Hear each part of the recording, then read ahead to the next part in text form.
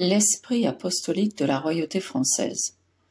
On se ferait une idée incomplète du rôle de nos rois si l'on n'étudiait pas succinctement leur esprit d'apostolat. Déjà, au temps des Mérovingiens, Clovis subjugue les hérétiques et fait triompher l'Église romaine de l'hérésie arienne. Puis ses successeurs encouragent et appuient l'évangélisation des peuples voisins. Des princesses franques, mariées à des rois païens ou hérétiques, convertissent leurs époux et leurs peuples, tels que Berthe, reine d'Angleterre, en 597. Les Carolingiens convertissent les Saxons et les Germains. Quant aux Capétiens, non seulement ils entraînent le monde aux croisades et déposent en Orient le germe des futures moissons apostoliques, mais dès que la prospérité intérieure et la paix extérieure leur en laissent la possibilité, ils tournent leur regard vers l'apostolat missionnaire. La principale intention du roi étant qu'on travaille à étendre la religion catholique, apostolique et romaine, et qu'on instruise les sauvages, écrit le père du Tertre, définissant ainsi la pensée fondamentale qui préside à la colonisation sous l'Ancien Régime.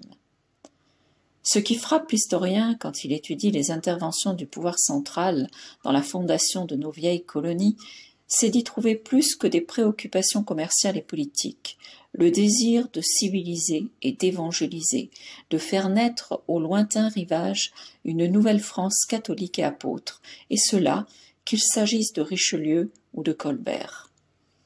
Ainsi, la vocation missionnaire de la France s'inscrit dans les actes officiels.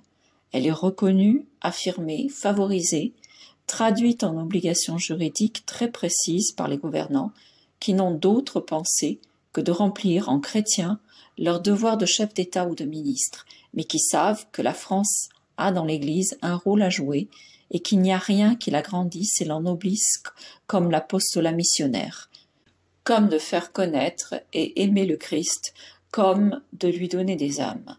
Une fois de plus, Gesta Dei per Francos. Notre premier colonisateur, Jacques Cartier, débarque-t-il au Canada dont il prend possession au nom du roi le 24 juillet 1534.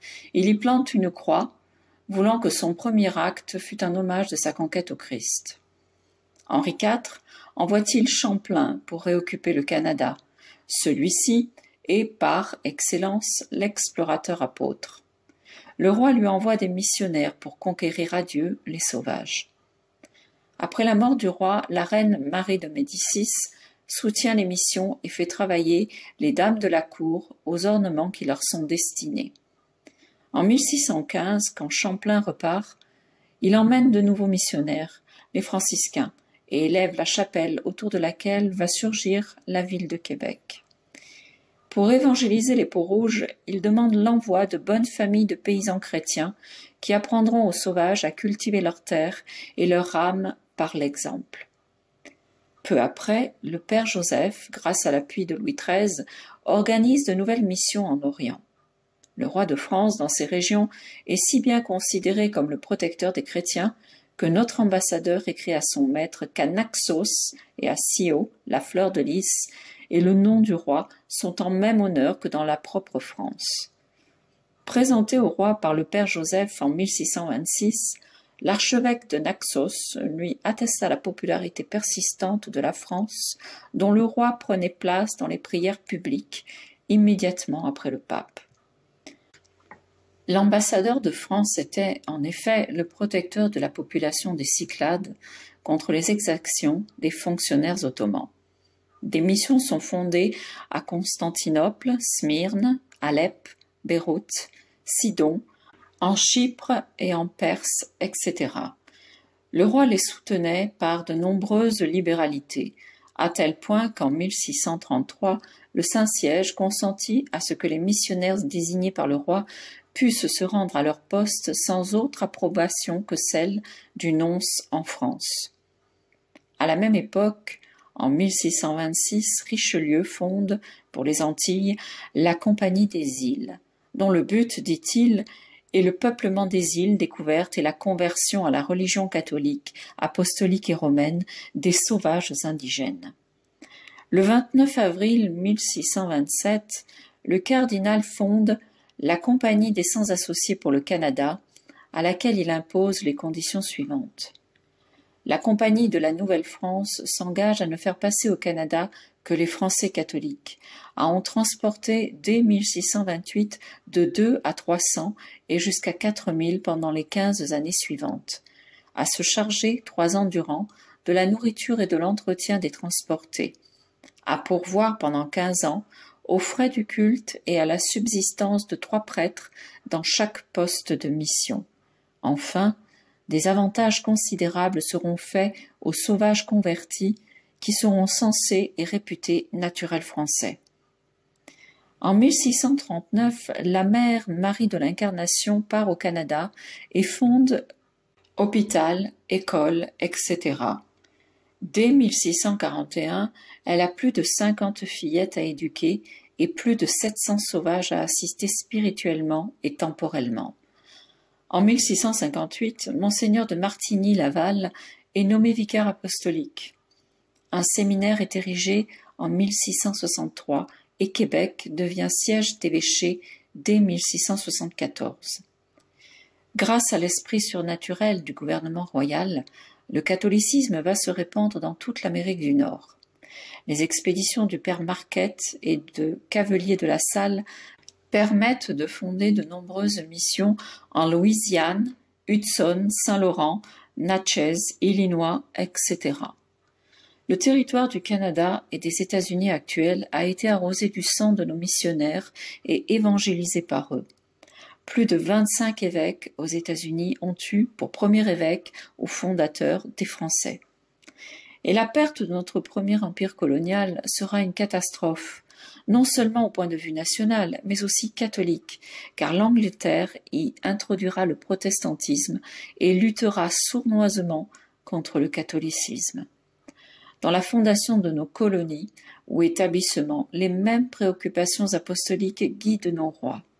Sur les côtes du Sénégal, à Madagascar, à l'île Bourbon, etc., ainsi que dans l'Inde avec Martin, Dupleix, etc., et en Indochine.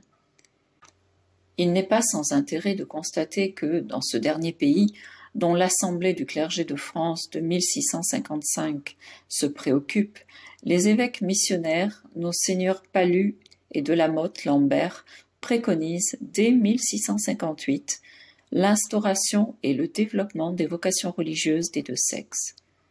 À la fin du XVIIIe siècle, Monseigneur Pignot de Béhaine, grâce à l'appui de Louis XVI, peut faire rayonner le catholicisme dans toutes les principautés constituant l'Indochine actuelle. L'ordonnance du roi, en date du 24 novembre 1781, manifeste une préoccupation très vive d'évangélisation. Voulons que nos 10 gouverneurs, lieutenants généraux et intendants fassent honorer et respecter les 10 supérieurs et missionnaires dans les fonctions de leur ministère.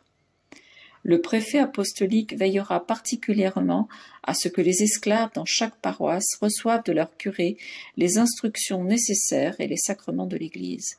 Et dans le cas où il y aurait connaissance de négligence ou empêchement de la part des maîtres, en donnera avis au gouverneur, lieutenant général ou intendant, afin qu'il y soit par eux pourvu. Article 10. La Révolution et l'Empire arrêtent net l'essor colonial et missionnaire de la France. Avec la Restauration, l'évangélisation reprend et la conquête de l'Algérie rend possible non seulement la reconstitution de notre actuel empire colonial, mais encore la magnifique renaissance des œuvres et la création ou l'épanouissement des instituts, religions consacrés aux missions dans nos propres colonies comme aussi dans le monde entier. Aussi la France est-elle le pays qui assure à l'Église le plus grand nombre de missionnaires et ceux qui obtiennent les résultats les plus beaux. Un exemple entre beaucoup d'autres le prouve nettement. Alors que les missionnaires allemands pendant 26 ans avaient converti péniblement 25 000 Noirs au Cameroun, les pères du Saint-Esprit français, qui remplacèrent en 1916 les Allemands, en convertirent en 15 ans 10 fois plus. Malheureusement, les principes maçonniques sur lesquels repose la République portent leurs fruits et tendent à tuer le recrutement missionnaire, à lutter sournoisement contre les missions, à détruire les bases de notre empire colonial et à faire disparaître ainsi l'influence de la France dans le monde. La royauté avait donné à notre politique coloniale une impulsion et des méthodes basées sur l'apostolat catholique et l'évangélisation des peuplades indigènes. Dans ce domaine également, il est nécessaire que le roi revienne pour restaurer cette politique qui lui permettra de sauver ce qui reste de l'Empire et, par la France, de donner le monde à Jésus-Christ.